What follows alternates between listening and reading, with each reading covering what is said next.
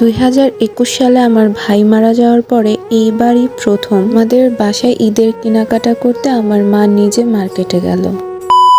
আসসালামু আলাইকুম বন্ধুরা, আমার ঈদ শপিং ব্লগে তোমাদেরকে জানাই স্বাগতম। দেখতে দেখতেই 9টা রোজা শেষ হয়ে গেল। আজকে সকালবেলা ঘুম থেকে উঠে আমার আব্বু আম্মু চলে গিয়েছিল বাসার সবার জন্য ঈদের কিছু কেনাকাটা করতে। অনেকেই হয়তোবা আমার বর্তমান শারীরিক কন্ডিশনের কথা জানো। এবার ঈদে আমি আমার নিজের জন্য কিচ্ছু নিতে চাইনি, তারপরও আব্বু আম্মু মার্কেটে গিয়ে আমার জন্য ঈদের একটা জামা কিনে এনেছে। আমার জামা আমাকে বের করে দেখানোর পর যখন দেখলাম সেম আরো 2টা ড্রেস, তখন অনেকটাই অবাক হয়ে গেছিলাম। একই রকম দেখতে 3টা জামা কার কার জন্য কিনলো। প্রথমে তো আমি এই 3টা জামাকে পাঞ্জাবি ভেবেছিলাম, কারণ মার্কেটে যাওয়ার আগে বাবা আমাকে বলেছিল যে একই রকম দেখতে 3টা পাঞ্জাবি কিনবে। জামাগুলো বের করার পর দেখলাম না, একই রকমের 3টা সাদা কালার পাঞ্জাবিও বের হইছে। আসলে আমার আম্মুর আর আমার একটা ছোট বোন আছে, এই 3জনের জন্য সেম কালার 3টা ড্রেস কিনেছে। আর এদিকে বাবা নতুন জুতো কিনে এনে পায়ে পরে আমাকে দেখাচ্ছিল আর জিজ্ঞাসা করছিল কেমন লাগছে। আর এদিকে আমার মা কি বলছিল সেটা একটু তোমাদেরকে শোনাই চলো।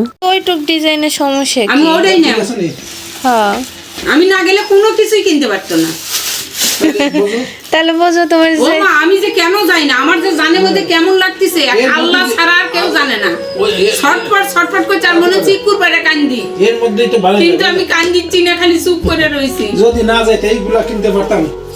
এখনো আমরা কেউ আমার ভাইয়ের চলে যাওয়াটাকে মেনে নিতে পারিনি। প্রতিটা পরিবারে ঈদ মানে খুশি, ঈদ মানে আনন্দ, কিন্তু আমাদের পরিবারের ক্ষেত্রে সেটা সম্পূর্ণটাই ভিন্ন। ভাইয়ের রেখে যাওয়া হাজারো স্মৃতি আমাদেরকে প্রত্যেকটা মুহূর্তে কষ্ট দিতে থাকে, কিন্তু আলহামদুলিল্লাহ এই বছর আমার মা নিজেকে কিছুটা সামলে নিতে পেরেছে। যাই হোক, বাবার এই জুতো দেখার পরে আমি আর আম্মু চলে গিয়েছিলাম নতুন জামা পরে একটু ট্রায়াল দিতে। 3টা জামা একই রকম আনলো, আম্মুর জামার ডিজাইনটা সেম পাওয়া যায়নি, কিন্তু আমি এটা দেখে রীতিমতো অবাকই হয়েছি। এবার আমার আম্মু কখনো রেডিমেড ড্রেস পরে না, কিন্তু সে এবার রেডিমেড ড্রেস কিনে নিয়ে চলে এসেছে। তার থেকে বেশি অবাক হয়েছি, ভাই আমার গায়ের সাইজের জামা পাওয়া গেছে। এখন আমি হাতে যে জামাটা ধরে আছি এটা হচ্ছে আমার জামা, আর আমার গায়ে যে জামাটা সেটা হচ্ছে আমার ছোট বোনের জামা। আল্লাহর রহমতে আমার ছোট বোনের স্বাস্থ্য একটু ভালো, তার জন্য এখন আমার গায়ের জামার মাপে আনলে ওর গায়ে হয়। তো চলো, ও গায়ে দিলে ওর গায়ে ঠিক কেমন লাগে জামাটা সেটা দেখিয়ে আজকের ভিডিওটা এখানেই শেষ করে দিব।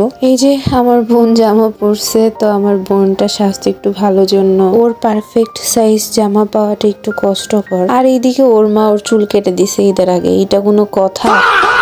যাই হোক, যারা এতক্ষণ পর্যন্ত ভিডিওটা দেখেছো তাদেরকে অনেক অনেক ধন্যবাদ।